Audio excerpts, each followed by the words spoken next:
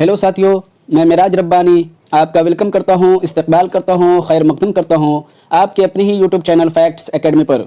अगर आप बीपीएससी तैयारी 4 और जेटेट उर्दू और DSSB उर्दू वगैरह की तैयारी कर रहे हैं तो आपके लिए ये वीडियो नहायत ही मुफीद व मददगार साबित होने वाला है। आज के वीडियो में मैं दरक्षा हिस्सा 2 जो 10th क्लास का है बिहार बोर्ड का, उसको मैं पढ़ाने वाला हूँ। आज ये मेरा चौथा क्लास है। इससे पहले मैंने 3 वीडियो जो है इस पे बना चुका हूँ। आप अगर उन वीडियो को नहीं देखे हैं तो ज़रूर देख लीजिएगा। आज की वीडियो में मैं सर सैयद के बारे में पढ़ूंगा और भी दीगर मुसन्निफीन हैं उनके बारे में भी पढ़ूंगा। तो चलिए ज़्यादा देर ना करते हुए अपनी वीडियो के जानिब बढ़ते हैं। सर सैयद अहमद ख़ान दिल्ली के एक मुअज़्ज़ज़ घराने में 1817 ईस्वी में पैदा हुए। सर सैयद की तरबियत उनके वालदा ज़ेर साया हुई। तहसील इल्म के बाद 1862 ईस्वी में गाज़ीपुर में उन्होंने एक अंजुमन साइंटिफिक सोसाइटी के नाम से बनाई। 1869 ईस्वी में सर सैयद इंग्लिस्तान गए। वापस आकर उन्होंने तहज़ीबुल अखलाक नाम से एक रिसाला जारी किया जिसमें समाजी और जो है तहज़ीबी और अदबी मज़ामीन शाये होते थे। सर सैयद अहमद ख़ान ने अलीगढ़ में एक स्कूल खोला जो 1878 ईस्वी में मोहम्मदन इंग्लो ओरिएंटल कॉलेज के नाम से बना और फिर अलीगढ़ मुस्लिम यूनिवर्सिटी की शक्ल में उभर कर सामने आया जो आज भी आपके सामने मौजूद है। 1878 ईस्वी में सर सैयद अहमद ख़ान को सर का खिताब मिला जो उनके नाम का एक हिस्सा बन गया।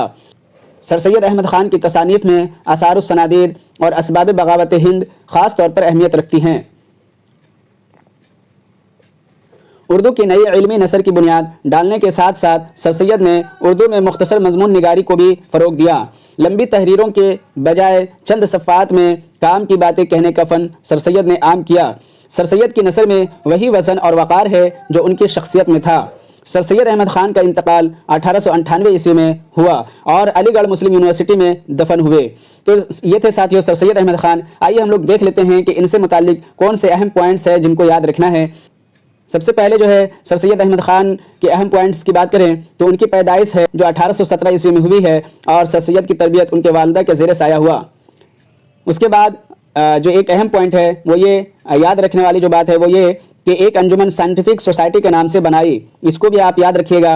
उसके बाद सर सैयद जो है 1869 ईस्वी में इंग्लिस्तान गए थे, इसको भी याद रखिएगा चूँकि ये सवालात भी पूछे जाते हैं।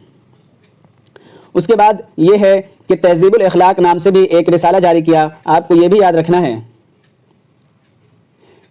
उसके बाद जो याद रखना है वो ये कि सर सैयद अहमद ख़ान ने अलीगढ़ में एक स्कूल खोला जो 1878 ईस्वी में मोहम्मदन इंग्लो ओरिएंटल कॉलेज के नाम से बना और फिर बाद में अलीगढ़ मुस्लिम यूनिवर्सिटी की शक्ल में उभर कर सामने आया। उसके बाद जो है याद रखना है वो ये 1878 ईस्वी में सर सैयद को सर का खिताब मिला, इसको भी याद रखिएगा। और ये सर का खिताब जो है अंग्रेज़ों की तरफ से दिया गया था। सर सैयद की तसानीफ़ की बात करें तो सर सैयद की जो तसानीफ़ है उनमें सबसे अहम जो है वो है आसारुस सनादीद और असबाब बगावत हिंद। ये 2 बहुत अहम हैं, आप इनको जो है याद रखिएगा। और जो है मजमून निगारी को फ़रोग़ देने वाले सर सैयद अहमद ख़ान हैं। उसके बाद ये है कि सर सैयद अहमद ख़ान का इंतकाल जो है 1898 ईस्वी में हो गया था और अलीगढ़ मुस्लिम यूनिवर्सिटी में दफन हुए। ये इतनी चीज़ें जो है सर सैयद अहमद ख़ान के बारे में आपको याद रखना है। तो उसके बाद जो है हम लोग आगे बढ़ते हैं और अगला जो मुसन्निफ़ है वो है डॉक्टर अब्दुल मुग़नी। डॉक्टर अब्दुल मुग़नी रियासत बिहार के दानिश्वरों और तनक़ीद निगारों में मुमताज़ हैं। मुमताज़ कहने का मतलब यह है कि बहुत ज़्यादा मशहूर हैं, लोग इन्हें जानते हैं। अहद हाजिर में शेर व अदब और फ़िक्र नज़र को वसात और शफाफियत के साथ पेश करने वालों और एक मखसूस तनक़ीदी उसूल को मकबूल बनाने में डॉक्टर अब्दुल मुग़नी की खिदमत फरामोश नहीं किया जा सकता। उनके वालिद मौलाना अब्दुल रऊफ़ एक मुअज़्ज़ज़ आलिम दीन थे। उनका ताल्लुक़ ज़िला औरंगाबाद बिहार से है। डॉक्टर अब्दुल मुग़नी की पैदाइश 1934 ईस्वी में हुई, इसको याद रखिएगा। इब्तदाई तालीम घर पर हुई। आगे की तालीम के लिए उन्होंने मदरसा शम्सुल हुदा में दाखिला लिया। शम्सुल हुदा ये पटना में मौजूद है। यहाँ से उन्होंने आलिम की सनद हासिल की। मदरसा की तालीम के साथ उन्होंने असरी तालीम की तरफ भी मुतवज्जा हुए और अंग्रेज़ी में MA किया। मुलाज़मत का वक्त आया तो अंग्रेज़ी के लेक्चरर की हैसियत से पटना यूनिवर्सिटी में पटना कॉलेज में उनका तकर्रुर हुआ।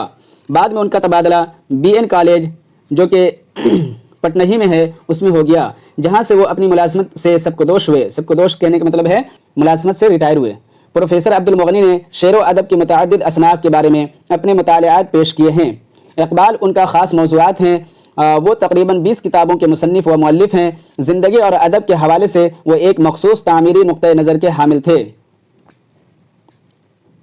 और उन्होंने کامیابی کے ساتھ اپنی تحریروں میں پیش کیا ہے۔ ان کی اہم ترین تنقیدی تالیفات ہیں جادہ اعتدال، نقطہ نظر، معیار و اقدار، تشکیل جدید، اقبال اور عالمی ادب وغیرہ۔ یہ بہت ہی اہم تصانیف ہیں ان کی۔ اس کے بعد ہے پروفیسر عبدالمغنی کی وفات پٹنہ میں 5 ستمبر 2006 عیسوی میں ہوئی۔ تو یہ تھے ڈاکٹر عبدالمغنی۔ ہم لوگوں نے ڈاکٹر عبدالمغنی کے بارے میں پڑھا۔ آئیے ہم لوگ دیکھتے ہیں کہ ان کے بارے میں کون سے اہم پوائنٹس ہیں جن کو ہمیں یاد رکھنا ہے، جن کو جو ہے ایگزامس میں پوچھے جاتے ہیں۔ تو سب سے پہلے جو ہے یہ دیکھتے ہیں کہ ڈاکٹر عبدالمغنی کی پیدائش جو ہے 1934 عیسوی میں ہوئی تھی۔ آپ اس کو یاد رکھیے گا۔ اس کے بعد جو ہے وہ یہ کہ ان کے جو ہے متعدد اصناف ہیں۔ اقبال ان کا خاص موضوعات رہے ہیں، یعنی کہ اقبال کے بارے میں، علامہ اقبال کے بارے میں یہ لکھتے تھے زیادہ۔ اس کے بعد جو ہے اہم پوائنٹ ہے وہ یہ کہ ان کے اہم ترین تنقیدی تالیفات ہیں جو کہ جادہ اعتدال، نقطہ نظر، معیار و اقدار، تشکیل جدید، اقبال اور عالمی ادب وغیرہ ہیں۔ تو آپ کو یہ یاد رکھنا تھا۔ اور لاسٹ میں یہ کہ عبدالمغنی کی وفات جو ہے 5 ستمبر 2006 عیسوی میں ہوئی۔ تو اتنی چیزیں جو ہے ان کے بارے میں یاد رکھ لیجیے گا۔ اس کے بعد ہم لوگ دیکھتے ہیں اگلا ہیں لطف الرحمان۔ ان کے بارے میں پڑھیں گے کہ آخر ان کا جو ہے اردو میں کیا خدمات رہا ہے۔ ان کا اصل اور ادبی دونوں نام جو ہے لطف الرحمان ہے۔ ان کی پیدائش چھپرا ضلع کے بنیار پور قصبہ میں 1941 عیسوی میں ہوئی۔ ان کے والد کا نام مولوی عبدالغفور مرحوم تھا اور والدہ کا نام بی بی آمنہ خاتون تھا۔ ان کا آبائی وطن موضع ریونڈا ضلع دربھنگا تھا۔ نانیال بنیار پور تھا جہاں آپ کی پیدائش ہوئی، یعنی کہ ان کی پیدائش نانیال میں ہوئی۔ ابتدائی تعلیم بنیار پور میں ہوئی۔ سن شعور کو پہنچے تو چند سال روانڈا میں بھی رہے۔ لطف الرحمان بچپن سے ہی ذہین تھے، اس لیے اعلیٰ تعلیم حاصل کیا اور ڈبل MA اور PhD بھی کیا، یہاں تک کہ MA میں گولڈ میڈل بھی حاصل کیا۔ انہوں نے اپنے تدریسی خدمات کا آغاز بھاگلپور یونیورسٹی سے کیا اور صدر شعبہ اردو بھاگلپور یونیورسٹی کے عہدہ پر پہنچ کر ملازمت سے شبکدوست ہوئے۔ لطف الرحمان کو سیاست سے بھی خاصی دلچسپی تھی، چنانچہ بھاگلپور اسمبلی حلقہ سے ایک بار قانون ساز اسمبلی کے لیے منتخب بھی ہوئے اور راشٹریہ جنتا دل سرکار میں کابینہ درجہ کے وزیر بھی ہوئے۔ آپ کو طالب علمی کے زمانے سے ہی مضامین نویسی اور شعر و شاعری سے فطری دلچسپی تھی۔ تنقید، افسانہ نگاری اور شاعری آپ کے مخصوص موضوعات رہے ہیں۔ آپ کی شاعری کے 3 مجموعے شائع ہو چکے ہیں۔ وہ کیا ہیں آپ دیکھیے گا۔ تازگی برگنوا جو مجموعہ غزل ہے، اس کے بعد بوسہ نم جو مجموعہ غزل ہے یہ بھی، صنم آشنا یہ مجموعہ نظم ہے۔ اس کے بعد ان کے علاوہ تنقید کے موضوع پر ان کی متعدد کتابیں منظر عام پر آ چکی ہیں۔ جدیدیت کی جمالیات، نقطہ نگار، نثر کی شعریات، راسخ عظیم آبادی، تعبیر و تنقید اور شہر وفا وغیرہ خاص طور سے قابل ذکر ہیں۔ شعری تخلیق اور دیگر تخلیقی عمل میں آج بھی جاری ہے، یعنی کہ ان کا زندگی کا سفر جو ہے اور اردو کا جو سفر ہے آج بھی جاری و ساری ہے جب تک کہ یہ کتاب لکھی جا رہی تھی۔ تو ہم لوگوں نے پروفیسر لطف الرحمان کے بارے میں پڑھا۔ آئیے ہم لوگ دیکھتے ہیں کہ ان کے بارے میں کون سے اہم پوائنٹس ہیں جن کو ہمیں یاد رکھنا ہے۔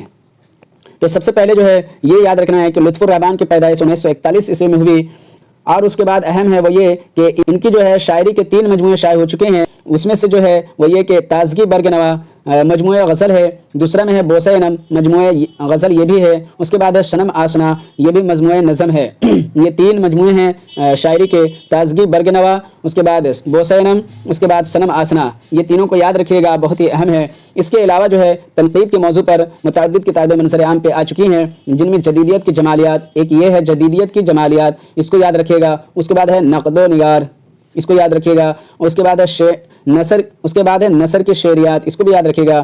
اس کے بعد ہے راسخ عظیم آبادی، اس کو بھی یاد رکھیے گا۔ اس کے بعد ہے تعبیر و تنقید، اس کو بھی یاد رکھیے گا۔ اس کے بعد ہے شہر وفا۔ یہ اتنی چیزوں کو یاد رکھنی ہے۔ تو یہ تھے لطف الرحمان صاحب۔ اب جو ہے آگے ہم لوگ دیکھتے ہیں کہ کیا ہے۔ تو اگلا جو ٹاپک ہے وہ ہے ناول، یعنی کہ ناول سے متعلق ہم لوگ پڑھیں گے کہ ناول کیا ہوتا ہے، اس کی جو ہے اس کا آغاز کیسے ہوا۔ تو اردو کی نثری ادب میں ناول ایک اہم شاخ ہے۔ ناول کے فن کے ذریعے ہماری زندگی، ماحول اور روزمرہ کے معاملات کے آئینہ داری ہوتی ہے۔ بنیادی طور پر یہ صنف مغربی ادب کے دین ہے۔ برطانیہ کی ایک خاتون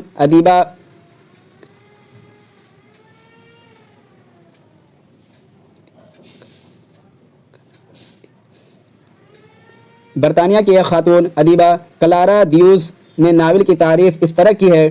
وہ کہتی ہیں کہ ناول اس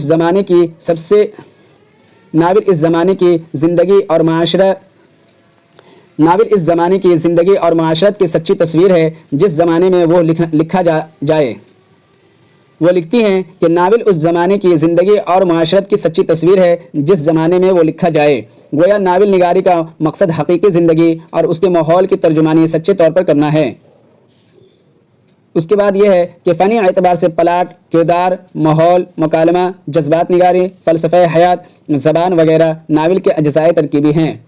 मगरबी ममालिक में सनअती इनकलाब के बाद नावल निगारी की इब्तदाई कोशिशें शुरू हो गई थी और कुछ ही मुद्दत में नावल निगारों की एक जमात तैयार हो गई थी जिनकी कोशिशों से सिन्फ़ नावल को एतबार हासिल हुआ। उसके बाद है कि उर्दू नावल को फ़रोग़ देने वालों में डिप्टी नज़ीर अहमद नाम उसके बाद है उर्दू नावल को फ़रोग़ देने वालों में डिप्टी नज़ीर अहमद नाम उसके बाद है उर्दू नावल को फ़रोग़ देने वालों में डिप्टी नज़ीर अहमद का नाम सर फहरिस्त है। उन्होंने मिरातुल उरूज़ के उन्वान से क़िस्से की एक ऐसी किताब लिखी जिसे बाद के ज़माने में उर्दू का पहला नावल करार दिया गया। उसके अलावा नज़ीर अहमद ने 6 नावल लिखे। उन तमाम नावल के क़िस्सों का मकसद कौम की ज़बूर हाली और इस्लाह मुआशरा है। शाद अज़ीमाबादी का नावल सूरतुल ख़याल, हाली के मजालिसुन निसा, रसीदतुन निसा के इस्लाहुन निसा वगैरह भी कमो बेश नज़ीर अहमद की तक़लीद है। इसी ज़माने में अब्दुल हलीम शरर और पंडित रतन नाथ शर साहब ने नावल निगारी का एक अलग निगार खाना सजाया। उसी ज़माने में अब्दुल हलीम शरर और पंडित रतन नाथ शर साहब ने नावल निगारी का एक अलग निगार खाना सजाया।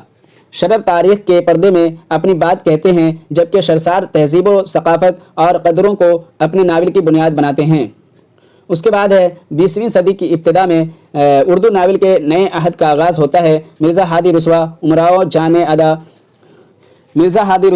उमराओ जान लेकर मंजर आम पर आए। नावल के फ़न और तकनीक के एतबार से मिर्ज़ा हादी रुस्वा ने जिस अहद जदीद का खाका खींचा उसका उरूज़ प्रेमचंद के नावलों में नज़र आता है। गौदान से मैदान अमल तक प्रेमचंद के 15 नावल उसके उम्दा नमूने हैं। प्रेमचंद के बाद तरक्की पसंद नावल निगारों में सज्जाद ज़हीर का नावल लंदन की एक रात, कृष्ण चंद्र और असमत चुग़ताई तरक्की पसंदों में खासी मकबूल नावल निगार और नावल का सफ़र मुसलसल जारी है। उसके बाद जो है हम लोग नावल की तरफ बढ़ते हैं और उसके बाद अगला टॉपिक है नावल। तो नावल को पढ़ेंगे कि आखिर नावल क्या है, ये इसकी जो है इर्तिक़ा कैसे हुई और इसमें जो है किन किन लोगों ने तरक्की में जो है शामिल रहे हैं। तो देखते हैं नावल क्या है। तो उर्दू की नसरी अदब में नावल एक अहम शाख है। नावल के फ़न के ज़रिए हमारी ज़िंदगी, माहौल और रोज़मर्रा के मामलात की आयनादारी होती है। बुनियादी तौर पर यह सिन्फ़ मगरबी अदब की देन है। बरतानिया की एक खातून अदीबा क्लारा ड्यूस ने नावल की तारीफ़ इस तरह की है। वो लिखती हैं कि नावल उस ज़माने की ज़िंदगी और माशरत की सच्ची तस्वीर है जिस ज़माने में वो लिखा जाए। गोया के नावल निगारी का मकसद हकीकी ज़िंदगी और उसके माहौल की तर्जुमानी सच्चे तौर पर करना है। फ़नी एतबार से प्लाट, किरदार, माहौल, मुकालमा, जज्बात निगारी, फ़लसफ़े हयात, ज़बान वगैरह नावल के अज्ज़ाए तरकीबी हैं। मगरबी ममालिक में सनअती इनकलाब के बाद नावल निगारी की इब्तदाई कोशिशें शुरू हो गई थी और कुछ ही मुद्दत में नावल निगारों की एक जमात तैयार हो गई थी जिनकी कोशिशों से सिन्फ़ नावल को एतबार हासिल हुआ। उसके बाद है कि उर्दू नावल को फ़रोग़ देने वालों में डिप्टी नज़ीर अहमद का नाम सर फहरिस्त है। उन्होंने मिरातुल उरूज़ के उन्वान से क़िस्से की एक ऐसी किताब लिखी जिसे बाद के ज़माने में उर्दू का पहला नावल करार दिया गया है। उसके अलावा नज़ीर अहमद ने 6 नावल और लिखे हैं। उन तमाम नावलों के क़िस्से का मकसद कौम की ज़बूर हाली और इस्लाह मुआशरा है। शाद अज़ीमाबादी का नावल सूरतुल ख़याल, हाली के नावल मजालिसुन निसा, रसीदतुन निसा के नावल इस्लाहुन निसा वगैरह भी कमो बेश नज़ीर अहमद की तक़लीद है। उसी ज़माने में अब्दुल हलीम शरर और पंडित रतन नाथ शर साहब ने नावल निगारी का एक अलग निगार खाना सजाया। शरर तारीख़ के पर्दे में अपनी बातें कहते हैं जबकि शरसार जो है तहज़ीब व सक़ाफ़त और क़दरों को अपने नावल की बुनियाद बनाते हैं। अब्दुल हलीम शरर जो हैं ये तारीख़ी नावल के लिए जाने जाते हैं, आप इसको याद रखिएगा। उसके बाद है कि 20वीं सदी की इब्तिदा में उर्दू नावल के नए अहद का आगाज़ होता है। मिर्ज़ा हादी रुस्वा उमराओ जहाँ लेकर मंजर आम पर आए। नावल के फ़न और तकनीक के एतबार से मिर्ज़ा हादी रुस्वा जिस अहद जदीद का खाता खींचा है उसका उरूज़ प्रेमचंद के नावलों में नज़र आता है। گودان سے میدان عمل تک پریم چند کے 15 ناول اس کے عمدہ نمونے ہیں۔ پریم چند کے بعد ترقی پسند ناول نگاروں میں سجاد ظہیر کا ناول لندن کی ایک رات اور کرشن چندر اور عصمت چغتائی ترقی پسندوں میں خاصے مقبول ناول نگار ہیں۔ ناول کا سفر مسلسل جاری ہے۔ تو یہ تھا ناول سے متعلق اہم باتیں۔ اب جو ہے ہم لوگ دیکھ لیتے ہیں کہ ناول سے متعلق ہمیں کن کن چیزوں کا جو ہے دھیان رکھنا ہے۔ تو سب سے پہلا یہ کہ اردو کی نثری ادب میں ناول ایک اہم شاخ ہے، یعنی کہ ناول جو ہے نثری صنف ادب ہے، شعری نہیں ہے۔ اس میں ناول میں جو ہے شعر میں کوئی بات نہیں کی جاتی ہے بلکہ نثر میں لکھی جاتی ہے۔ تو اس کو یاد رکھیے گا کہ ناول جو ہے اردو کی نثری صنف ادب ہے۔ اس کے بعد جو ہے وہ یہ کہ اس کا فنی اعتبار سے پلاٹ، کردار، ماحول، مکالمہ، جذبات نگاری، فلسفہ حیات اور زبان وغیرہ جو ہے اجزائے ترکیبی ہیں، اس کو یاد رکھ لیجیے گا۔ اس کے بعد یہ ہے کہ ناول کا جو ہے ناول کو فروغ دینے والوں میں ڈپٹی نذیر احمد کا نام سر فہرست ہے، یعنی سب سے پہلے جو ہے ناول لکھنے والے ڈپٹی نذیر احمد ہے، آپ یہ یاد رکھیے گا۔ اور ان کا جو سب سے پہلا ناول ہے وہ ہے میرات العروس یا میرات العروس، تو اس کو یاد رکھیے گا، یہ بہت ہی ضروری ہے۔ اس کے بعد جو ہے ڈپٹی نذیر احمد کے 6 ناول ہیں، اس کو بھی یاد رکھ لیجیے گا۔ اور ڈپٹی نذیر احمد جو ہے اصلاح معاشرہ کے لیے ناول لکھتے تھے، یعنی کہ ان کے ناول میں اصلاح معاشرہ موضوع رہتا تھا۔ اس کے بعد ہے شاد عظیم آبادی کا ناول جو ہے صورت الخیال ہے، حالی کے ناول مجالس النساء ہے، یہ یاد رکھ لیجیے گا۔ شاد عظیم آبادی کا صورت الخیال، اس کو یاد رکھ لیجیے گا۔ اس کے بعد رسیدۃ النساء کا اصلاح النساء ناول ہے، اس کو بھی یاد رکھ لیجیے گا۔ تو یہ بہت اہم تھے اور ان لوگوں نے جو ہے نذیر احمد کی تقلید کی ہے۔ اس کے بعد یہ ہے کہ گودان اور میدان عمل یہ پریم چند کے ناول ہیں، اور پریم چند نے ٹوٹل 15 ناول لکھے ہیں۔ تو یہ تھے کچھ ناول سے متعلق اہم پوائنٹس، امید ہے آپ کو سمجھ میں آیا ہوگا۔ اس کے بعد ہم لوگ الفاظ معنی کی طرف چلتے ہیں، جیسا کہ میرا معمول ہے کہ میں پڑھانے کے بعد اس سے متعلق الفاظ معنی بھی آپ کے سامنے آپ کی خدمت میں پیش کرتا ہوں، چونکہ آپ کو جو ہے اس سے جو ہے روبرو کیا جا سکے۔ پسماندہ طبقہ، اس کا معنی ہوتا ہے پچھڑی ہوئی آبادی کے لوگ۔ اس کے بعد ہے حقارت کی نظر سے، اس کا معنی یہ ہے کہ کسی کو نیچی نگاہ سے دیکھنا، ذلیل اور کمتر سمجھنا۔ اس کے بعد جو ہے الفاظ وہ جاں فشانی ہے، جاں فشانی کا مطلب ہوتا ہے محنت مشقت کرنے والا۔ اس کے بعد ہے اچھوت، اچھوت کا معنی ہے جن کو چھونے کے لیے لائق بھی نہیں سمجھا جائے۔ اس کے بعد ہے ملازمت، ملازمت کے معنی ہے نوکری۔ اس کے بعد ہے روایت، روایت کے معنی ہے کوئی رواج جو بہت زمانے سے چلا آ رہا ہو۔ اس کے بعد الفاظ ہے حوصلہ افزائی، حوصلہ افزائی کا مطلب ہے پڑھانا، حوصلہ بڑھانا، دلجوئی کرنا۔ اس کے بعد الفاظ ہے وظیفہ، وظیفہ کے معنی ہوتا ہے تعلیم کے لیے امدادی رقم یعنی کہ اسکالرشپ۔ اس کے بعد الفاظ ہے مخلصین، مخلصین کا معنی ہوتا ہے خلوص والے ہمدرد لوگ۔ اس کے بعد ہے تنظیم، تنظیم کا معنی ہوتا ہے کوئی کام کرنے کے لیے بنایا گیا ادارہ۔ اس کے بعد الفاظ ہے معمار، معمار کے معنی ہوتا ہے بنانے والا، یعنی مکان وغیرہ بنانے والا، بلڈنگ بنانے والا، نقشہ وغیرہ بنانے والا، کوئی چیز بھی بنانے والے کو معمار کہا جاتا ہے۔ اس کے بعد الفاظ ہے برہم، برہم کے معنی ہوتا ہے ناراض، غصہ۔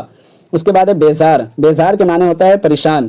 اس کے بعد الفاظ ہے احترام، اور احترام کے معنی ہوتا ہے عزت۔ اس کے بعد الفاظ ہے اصلاح، اصلاح کے معنی ہوتا ہے سدھار، بہتری لانا۔ اس کے بعد الفاظ ہے منتقل، منتقل کے معنی ہوتا ہے ایک جگہ سے دوسری جگہ چلے جانا۔ اس کے بعد الفاظ ہے وہ یہ کہ وسعت، وسعت کے معنی ہوتا ہے پھیلاؤ۔ اس کے بعد معنی ہے شفافیت، شفافیت کے معنی ہوتا ہے صفائی، سادگی۔ اس کے بعد الفاظ ہے مخصوص، مخصوص کے معنی ہوتا ہے خاص۔ اس کے بعد الفاظ ہے اصول، اصول کے معنی ہوتا ہے قانون، معیار۔ اس کے بعد الفاظ ہے مقبول، مقبول کے معنی ہوتا ہے ہر دل عزیز، لوگوں میں پسند کیے جانے والے۔ اس کے بعد جو الفاظ ہے وہ یہ موازنہ، موازنہ کے معنی ہوتا ہے ایک سے دوسرے کا مقابلہ۔ اس کے بعد الفاظ ہے باہمی، باہمی کا معنی ہوتا ہے آپسی، باہم ایک دوسرے کے ساتھ۔ اس کے بعد ہے خلط ملط، خلط ملط کے معنی ہوتا ہے ملا جلا ہونا، ایک دوسرے میں الجھ جانا۔ اس کے بعد الفاظ ہے تعین، تعین کے معنی ہوتا ہے کسی چیز کی حد مقرر کرنا۔ اس کے بعد ہے خام وسائل، خام وسائل کے معنی ہوتا ہے وہ ذرائع جو معاون ہو۔ اس کے بعد الفاظ ہے حیت، حیت کے معنی ہوتا ہے بناوٹ۔ اس کے بعد الفاظ ہے تخلیقی انفرادیت، تخلیقی انفرادیت کے معنی ہوتا ہے فنکار کی اپنی پہچان، اس کی اپنی طرز۔ اس کے بعد الفاظ ہے لطافت، لطافت کا معنی ہوتا ہے خوبصورتی، نزاکت۔ اس کے بعد الفاظ ہے ناقابل تقسیم، ناقابل تقسیم کا معنی ہوتا ہے جس کو بانٹا نہ جا سکے، ٹکڑے ٹکڑے نہ کیے جا سکیں۔ اس کے بعد الفاظ ہے قدروں کا مظہر، اس کے بعد الفاظ ہے قدروں کا مظہر. قدروں کا مظہر کا مطلب یہ ہوتا ہے کہ خوبیوں کا مالک ہونا. اس کے بعد الفاظ ہے تہذیب. تہذیب کے معنی ہوتا ہے اپنی روایت سے جڑا ہونا. اس کے بعد الفاظ ہے اخلاقیات. اخلاقیات کا معنی ہوتا ہے اطوار کو سدھارنے والی اچھائیاں. اطوار کہیں گے طور طریقہ کو. اس کے بعد الفاظ ہے ہستی. ہستی کا معنی ہوتا ہے زندگی، شخصیت، وجود. اس کے بعد ہے نوعیت. نوعیت کا مطلب ہوتا ہے قسم. اس کے بعد ہے اسلوب. اسلوب کا معنی ہوتا ہے طریقہ، طرز. اس کے بعد الفاظ ہے ضوابط، اور ضوابط کے معنی ہوتا ہے قانون، اصول. تو یہ تھے ساتھیوں کچھ الفاظ معنی. امید ہے یہ کلاس آپ کو اچھا لگا ہوگا، اور اچھا لگا ہے تو اس ویڈیو کو ضرور لائک کر دیں، اور اپنے تمام ساتھیوں کے ساتھ جو ہے شیئر کر دیں. جو ساتھی BPSC TRE 4 یا بہار بورڈ درخشن کو پڑھنا چاہ رہے ہیں، یا پھر کسی اور اردو کے لیے تیاری کر رہے ہیں، تو ان تک کے ضرور یہ ویڈیو پہنچا دیں. شکریہ، تھینک یو.